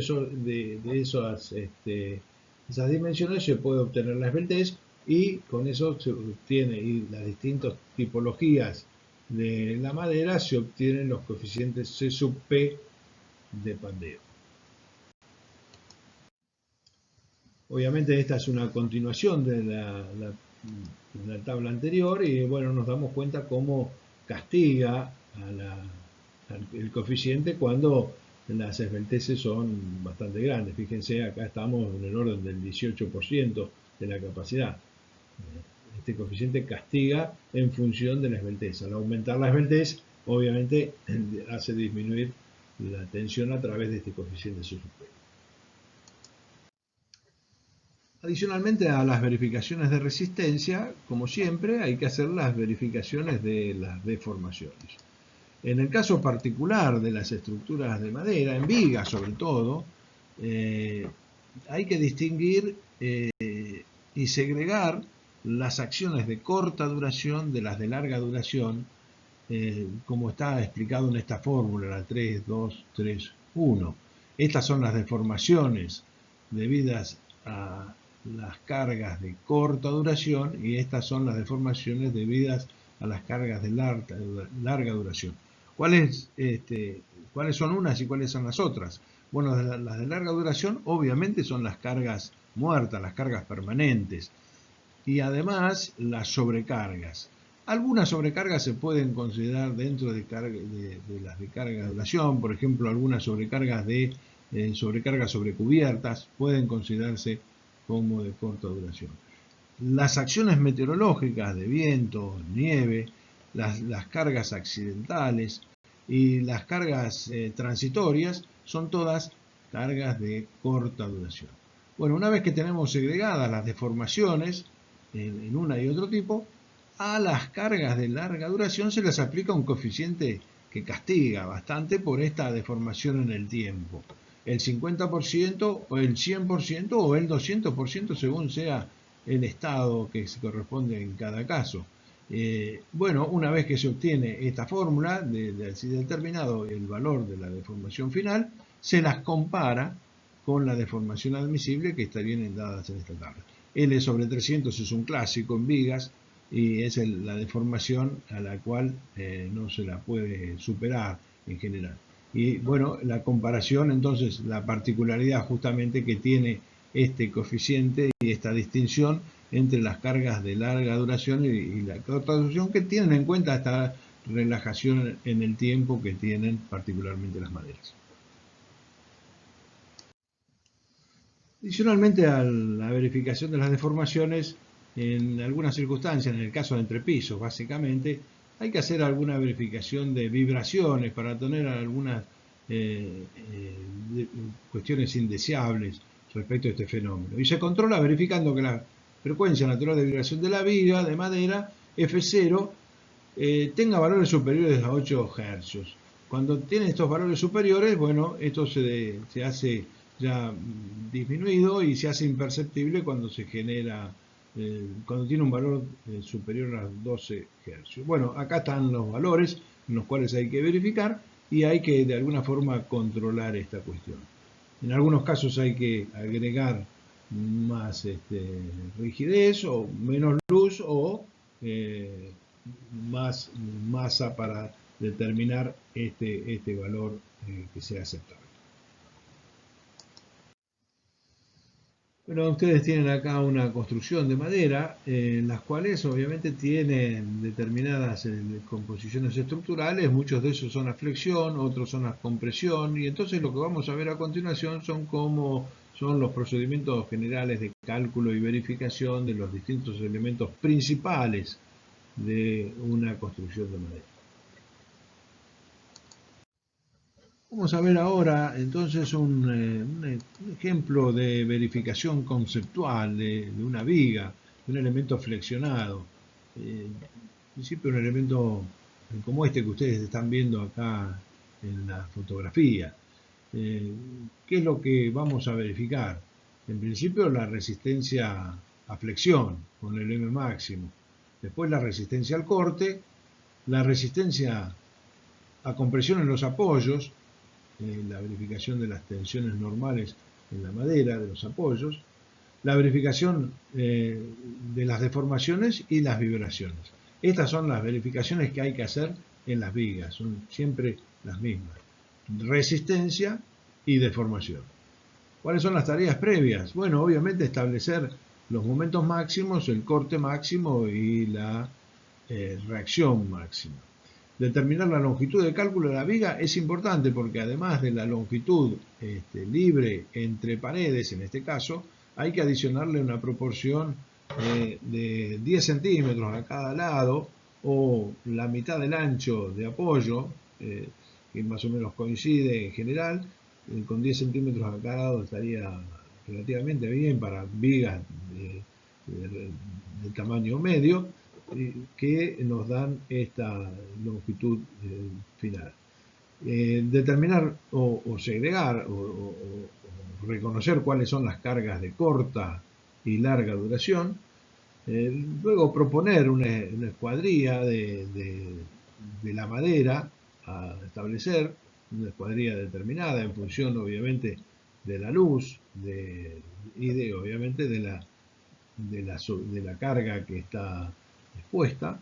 Proponer una madera en función de las calidades conocidas, es decir, definir especie, procedencia y calidad, y con eso asignarle y ya tener conocidas cuáles son las tensiones de referencia, es decir, las FB, FT, FB la tensión de flexión, FT de tracción, FB de corte, FC de compresión en la dirección de las fibras y FC perpendicular a las fibras. Y además determinar los distintos modos de elasticidad, el modo de elasticidad E, el E 0 al 5% y el E mínimo para el tema de las estabilidades.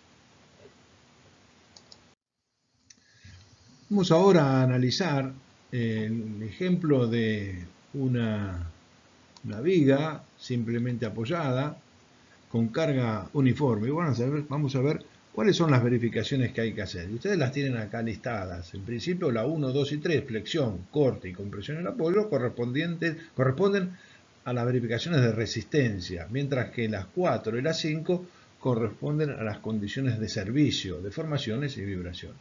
Empecemos entonces por la primera, la de resistencia a la flexión.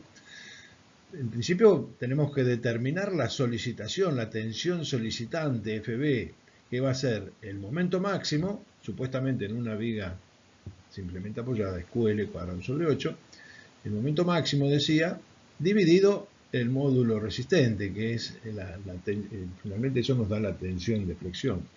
El módulo resistente para una sección rectangular de ancho B y altura D es esto que ustedes tienen acá, B por D al cuadrado sobre 6. El 6 pasa multiplicando, obviamente, y tenemos finalmente la tensión de flexión. Esta tensión de flexión solicitante tiene que ser menor a la tensión de diseño ajustada de flexión. Y esa es la tensión de diseño ajustada de flexión, tiene que ser igual a la tensión de diseño de referencia a flexión, multiplicada por los distintos factores que ustedes los tienen designados acá y que lo fija la norma. El factor de duración de la carga, el factor de condición de servicio, el factor de temperatura, el factor de pandeo lateral, el factor de tamaño y el factor de distribución lateral de las cargas para este tipo de solicitación. Cumplido esto, bueno, si esto no se cumple y la tensión solicitante es mayor, hay que obviamente aumentar la escuadría de la sección estructural. Y si se cumple, obviamente verifica. La segunda verificación es la del corte. De nuevo, el corte es, la tensión de corte es igual al corte máximo que se produce en cercanías al apoyo. Esto vale para una viga simplemente apoyada, Q por L sobre 2. Este es el corte máximo dividido 2/3 del área. B por D es el área, este es el 2/3, el 3 pasa multiplicando, finalmente tenemos la tensión de corte. Esa tensión de corte la comparamos nuevamente con la tensión de diseño ajustada de corte, que finalmente es la tensión de referencia de corte multiplicada por estos coeficientes. La tercera verificación es la compresión en el apoyo y es igual a la reacción. La tensión solicitante es la reacción del apoyo, que muchas veces coincide con el corte máximo. Bueno, en el caso de la viga simplemente apoyada es el corte máximo, o aproximadamente igual al corte máximo. dividido en la superficie de apoyo, y esa superficie es el ancho de la viga B por la longitud del apoyo. Eso me da la tensión solicitante de compresión y es perpendicular a las fibras. Y entonces la comparo con la tensión de diseño ajustada, F'C, también perpendicular a las fibras. Y esto de nuevo es el F'C es igual al Fc perpendicular por C sub D por C sub M por C sub D. Bien, respecto a las deformaciones, en general la norma dice que hay que hacer dos verificaciones. En general la principal es la segunda, pero bueno, las acciones variables, las deformaciones variables, las deformaciones instantáneas para las cargas variables, tiene una primera verificación. Esa primera verificación se da en función de lo que es la deformación para una viga simplemente apoyada con carga uniforme, que tiene este valor 5 sobre 384 Q por L cuarta sobre EJ. Fíjense que se toma el módulo elástico ajustado, ¿no? Y el J es el momento de inercia de la sección, que es B por D cubo sobre 12, obviamente. Entonces se determinan para las cargas variables en forma instantánea y se compara con la tabla, la primera columna de la tabla para las cargas variables. Y después, cuando se usan todas las cargas, se las segrega en los que son de larga duración, peso propio y las acciones variables de más de 10 años, que son las sobrecargas básicamente, por un lado, y las de corta duración, que son las acciones meteorológicas, viento, nieve, sismo, si los hubiera, o acciones transitorias. A las de larga duración se las multiplica por un factor que depende de la condición de exposición y lo que hemos visto en la página que nos corresponde, y la comparamos con las deformaciones admisibles que nos da la segunda columna de la tabla 3232. Esta columna de la tabla 3232 es la del capítulo correspondiente a deformaciones. Y finalmente, de nuevo, lo último, las vibraciones se controlaban considerando una frecuencia de la viga que tiene en estos términos pi sobre 2L al cuadrado por la raíz de E', de nuevo el módulo de elasticidad ajustado, J la inercia de la viga, sobre la masa uniformemente aplicada a la viga, se determina este valor, y si es mayor de 8 Hz, nos verifica. Y si no, hay que en general aumentar la masa o la inercia, mejor dicho, la inercia de la viga para conseguir una adecuada frecuencia de vibración. Para el caso del ejemplo de una columna sometida a compresión, bueno, la tensión solicitante, Fc, es la carga P de compresión dividido la sección de la columna, B por D. Y entonces, de nuevo, se compara la solicitante con la tensión de diseño ajustada a compresión, en este sentido, en la dirección de las fibras. Por eso no aparece acá un subíndice. Esta es en la dirección de las fibras, que es la tensión de diseño de referencia de compresión en la dirección de la fibra multiplicado por estos coeficientes, en el cual se incluye este C sub P, que es justamente el que tiene en cuenta el pandeo, el fenómeno del pandeo. Y este fenómeno del pandeo es diverso según sea el tipo de columna. Si es una columna constituida por una única pieza de madera cerrada, tiene un determinado valor que están dados en las tablas de la norma. Pueden ser dos piezas unidas en forma derecha con dos o más tablas de igual ancho, o pueden ser piezas con separadores como las columnas armadas o piezas con celosías. Todas estas variaciones tienen sus distintos coeficientes C sub P distintos en función de las esbelteces, básicamente, de la pieza. Veamos ahora el caso de elementos sometidos a tracción, los tirantes, ¿no? Los tirantes. Elementos, bueno, lo mismo, la tensión de tracción es el esfuerzo de tracción dividido la sección estructural, B por D. es la tensión de tracción uniforme. También, de nuevo, la comparamos con la tensión de diseño ajustada F'T, que es Ft por estos coeficientes. A veces, en muy pocos casos, se da esta situación en la cual se debe considerar el área neta para el cálculo de la tensión Ft si realmente existen agujeros. En muy pocos casos se da, pero bueno, eventualmente se puede posibilitar. En general, la tracción es en la dirección de las fibras y entonces no hay tensiones en direcciones perpendiculares. Si las hubiera, cosa que es un poco extraña también, es inevitable que debe proveerse refuerzos en la sección con los elementos metálicos, de modo que no se produzca una tracción perpendicular a la fibra, que es indeseado.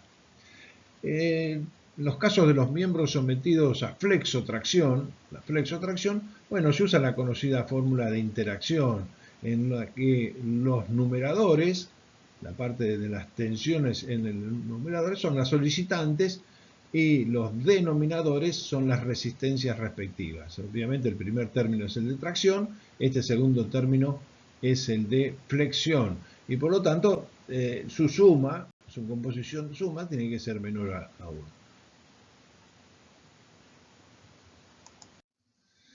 En el caso de elementos sometidos a flexocompresión, bueno, la norma propone esta fórmula de interacción. De nuevo, en los numeradores aparecen las tensiones solicitantes, Fc de compresión, Fb de flexión en un eje, Fb1 de flexión en un eje, Fb2 de flexión en el otro eje. Es un caso, bueno, de flexión oblicua.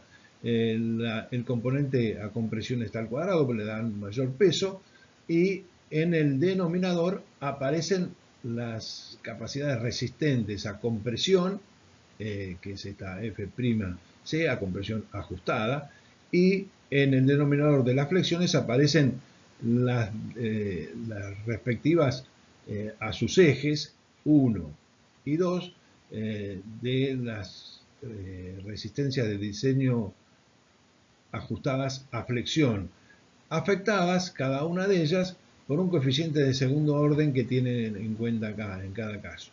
Esta es una combinación bastante inusual, que haya una flexocompresión en los dos ejes, pero puede haber un caso en que haya flexocompresión respecto a un eje y entonces hay dos términos en vez de estos tres términos. No, como último capítulo de la parte de maderas están las uniones, que obviamente hay que ejecutar. Y tenemos distintos tipos de uniones de madera que acá se visualizan. En principio, las uniones de madera encoladas, no se puede poner como solución que esta es finalmente es una unión encolada. Y la puede trasladar a otros tipos de elementos. Después, conectores, como estos que se ven acá, que más adelante los vamos a desarrollar, encastres. Ustedes fíjense cómo este cordón se encastra dentro de esta otra viga, una viga respecto a la otra, haciéndole cortes de alguna forma, en forma artesanal, que transfieran la carga, que la vamos a ver más adelante, o con elementos metálicos, que pueden ser clavos, chapas dentadas, bulones o tirafondos. Bueno, cada uno de estos vamos a ver cómo funcionan básicamente en las siguientes filminas. En principio veamos cómo funcionan las uniones, y para eso hacemos este caso de un empalme de una pieza como esta de madera sometida a tracción, y coloquemos acá distintos componentes que faciliten esta transmisión.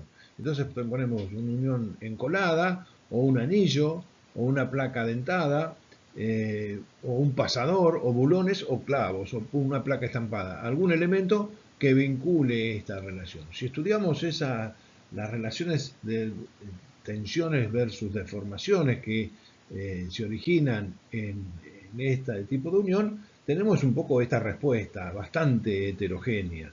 Y empecemos. El caso A es el que tal vez mejor funciona, que es el caso de la unión encolada, es decir, formalizar en esta cara de empalme una unión encolada, bueno, encolada en condiciones industriales, relativamente probadas. Si le colocamos un anillo abierto, bueno, esta es la respuesta, tiene una buena resistencia, pero una deformación bastante importante. Una placa dentada es el caso de la C, también una deformación importante después de un trabajo inicial eh, relativamente bueno, elástico lineal. Después un pasador D, es una respuesta como esta, o el caso de los bulones B, el caso de los bulones, perdón, E, que es este caso que está acá, una deformación inicial propia de los bulones, porque de nuevo se pierde en este caso enseguida la fricción y el bulón se acomoda contra las paredes del agujero y hay una deformación inicial.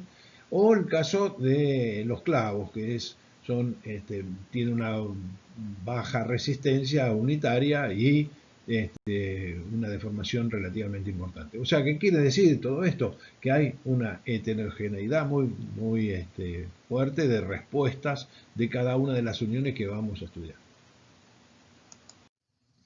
El primer caso que vamos a ver de uniones es las uniones encastradas, que son básicamente uniones casi artesanales, como la que se ve acá en esta figura. Se produce un encastre, una hendidura en una de ellas, un rebaje que está descrito acá como T sub B. T sub B es la profundidad del rebaje, y de alguna forma se disponen con diferentes diseños el encastre de una pieza respecto a la otra pieza. Y vamos a suponer que la solicitación que hay que transferir es esta fuerza que está acá, que es de valor S. Entonces, este tipo de resistencias en general da resistencias reducidas y hay que asegurar la posición de los elementos adicionalmente con bulones. Y hay excentricidades inevitables. Los predimensionados, bueno, los tienen acá. Este encastre T sub B tiene que estar en este orden de ejecución, en este orden de dimensión. H sobre 6, entre H sobre 6 y H sobre 4, es decir, la altura de esta viga sobre 6 y H sobre 4 tiene que estar este valor. Y la verificación es este esfuerzo S tiene que ser tal que el encastre T sub B sea mayor que el esfuerzo dividido el ancho B y la tensión de diseño ajustada, es decir, la capacidad de diseño a compresión. Cuando uno realiza la compresión en este trámite, tiene que satisfacer obviamente la ecuación de resistencia a compresión en este área, digamos, esta altura T sub B por este ancho, que es la carga que hay que transferir por ese. Y además, como una segunda instancia, la profundidad, es decir, LB, la distancia al borde para que no se produzca una rotura por corte, tiene que ser de esta mayor a esta relación, en donde S multiplicado por el coseno de beta, que es la proyección en horizontal, tiene que ser, LB nos tiene que dar de esta forma. Y así, con estas breves y sintéticas y simples determinaciones, esto es más un trabajo artesanal que de cálculo. Otra resolución es la de colocar un taco de madera dura o una llave metálica, como la que se ve acá. Un taco de madera dura, como el que está planteado ahí, o un elemento metálico que básicamente es lo mismo, obviamente con más resistencia. ¿Y cómo se transfieren este empalme las cargas y cómo de alguna forma se determina? Bueno, acá están las verificaciones que hay que hacer, tanto en los tirantes, como en el corte en el taco, digamos. En general el taco es de acero o es de una calidad superior a los tirantes, y entonces son todas estas las verificaciones que hay que hacer. El corte en los tirantes, el corte en el taco, el aplastamiento, la tracción, porque finalmente esto supone una cupla a tracción, y con eso se determinan los bulones adicionales que hay que colocar. Bueno, son unas fórmulas simples de comportamiento a compresión acá en cada una de estas caras que están sometidas al aplastamiento del producto de S, con las secciones correspondientes se tiene que realizar esa verificación. Vemos ahora las uniones con elementos metálicos, que pueden ser variados, como ustedes ven ahí. Hay bulones, tirafondos, tornillos y clavos, pero todos más o menos tienen la misma organización. En general, especifica la norma que los pernos deben ser con un diámetro menor a 1 pulgada. Además, en las uniones se requieren como mínimo, como habíamos visto en bulones en el capítulo de uniones abulonadas, como mínimo 2 elementos, salvo que la resistencia duplica la solicitación, en el caso nos permiten disponer una sola unión. Después, respetar aquellas cuestiones de diseño que habíamos visto, diseñar la unión en forma simétrica, respetando distancias mínimas entre los elementos, que vamos a ver en cada uno de los casos cuáles son más adelante. Proyectar de modo que los ejes de los miembros pasen por los centros de gravedad de las uniones, es decir, que no haya excentricidades en las cargas, es decir, respetar de alguna forma esto que habíamos señalado en las uniones ablonadas de conducta predecible, es decir, que sepamos que todos los miembros toman una misma proporción, carga centrada, uniones centradas, siempre llevando a tratar de que se conforme una unión de este tipo. Y bueno, entonces después para cada tipo de elemento estructural, como por ejemplo los bulones, da características de cómo es el proceso de su instalación.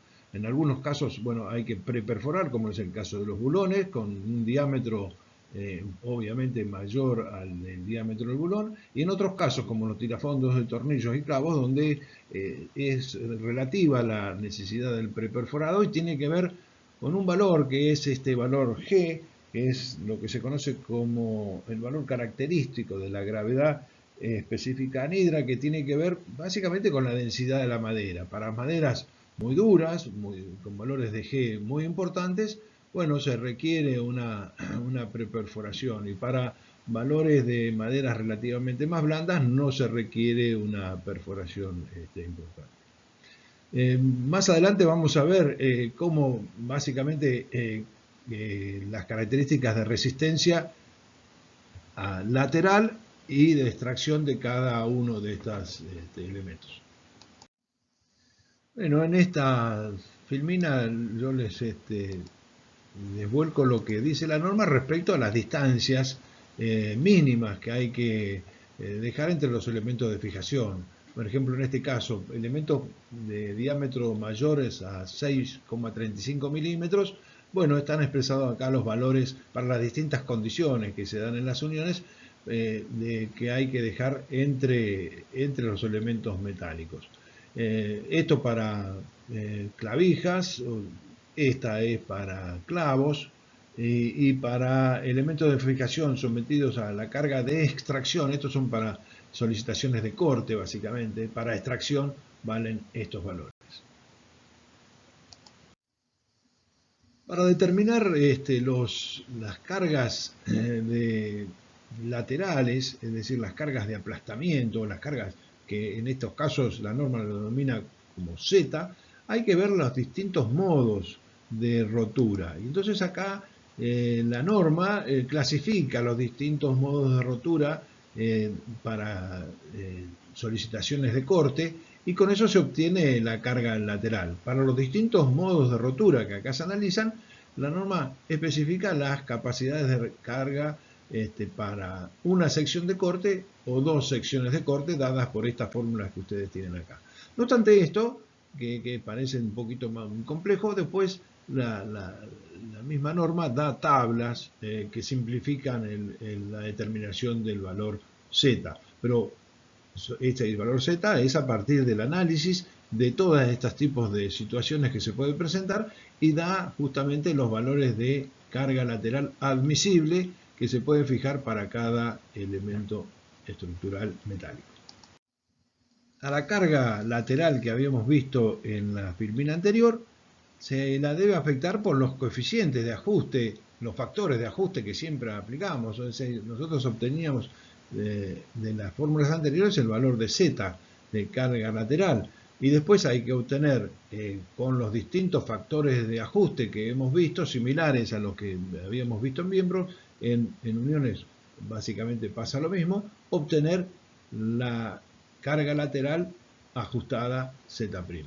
En estas tablas, bueno, nos dan, yo les puse acá los valores de la gravedad específica nidra G, que ustedes tienen que ver que son funciones del tipo de, es la densidad básicamente a una determinada humedad para los tipos de madera que se trabajan, y están todos en el orden de 0,40. Básicamente es la densidad. Del mismo modo, para determinar la carga de extracción de los clavos o de los elementos que están sometidos eventualmente a tracción, que se trata de que no estén, pero bueno, eventualmente puede haber alguna unión de tracción, las tablas estas nos dan en función de la gravedad anhidra y el diámetro de cada elemento metálico la capacidad en por clavo, por cada clavo, por milímetro de penetración efectiva. Y con eso podemos determinar la resistencia de extracción. Tenemos finalmente los factores de ajuste del mismo modo para determinar la carga de extracción ajustada. Muchas veces para asegurar finalmente la unión, lo que se puede también realizar es utilización de elementos metálicos como chapas que hagan las veces de transferencia de las uniones, y bueno, estas chapas se dimensionan como habíamos visto en las estructuras metálicas, por lo tanto no hay mucho más que aplicar acá, tomar las cargas y obviamente trabajar a los esfuerzos de corte en cada uno de estos elementos de bulones y aplastamiento en la chapa, y esta es una verificación que ya la habíamos visto en su momento cuando estudiamos estructuras metálicas. Pero bueno, esta es otra de las soluciones sin que trabaje específicamente la madera, sino que lo haga a través de la transición en la unión, la haga en los elementos metálicos correspondientes. Bueno, acá hay alguna suerte de ilustraciones respecto a cómo pueden ser las transferencias de carga de vigas, de apeos de vigas o de extremos de vigas con soluciones de insertos metálicos variados que se usan, o las terminaciones de columna, como en este caso que se ven acá, disponiendo elementos también metálicos que hacen separar a la columna del piso, porque siempre tiene los efectos propios de la humedad, y entonces se trata de que la madera no tenga contacto directo con el piso, sino a través de una pieza auxiliar como es la que se ve en estos casos. Bueno, estas son soluciones específicas o detalles de este tipo de unión. Bueno, con esta filmina terminamos entonces nuestro módulo de maderas, y además terminamos la cursada en un año bastante especial, un año atípico con esta pandemia que nos toca vivir y esta imposibilidad de tenerlos frente a frente. Y entonces, como todos los años, mi mensaje final es estas reglas de oro que nos dejó el doctor René Favaloro. Y siempre les digo que todo lo que habíamos visto en estos módulos, ¿no? Del módulo del 1 al 8, son importantes, importantísimos saberlos, comprenderlos y tenerlos en consideración. Pero tampoco olvidarnos de las cuestiones básicas en las cuales nosotros tenemos que esforzarnos y tratar de tomar como ejemplo al doctor Favaloro en todas estas 10 cuestiones que nos deja planteada para toda nuestra vida profesional. Así que mis mejores deseos para todos ustedes, y bueno, nos vemos en la medida de lo posible muy pronto.